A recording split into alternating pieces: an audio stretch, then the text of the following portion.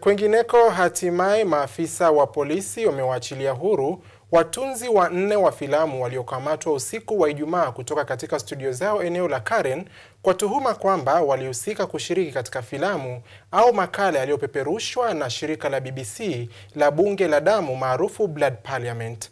Wanne hao walikuwa ni Nicholas Wambugu, Brian Adangala, Mark Karubiu na Christopher Wamae waliachiliwa huru.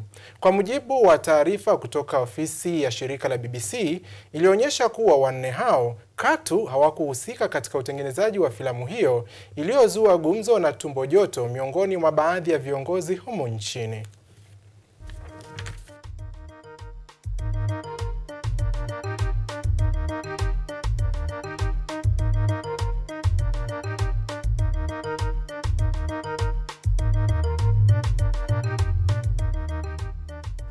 Na kiwanda cha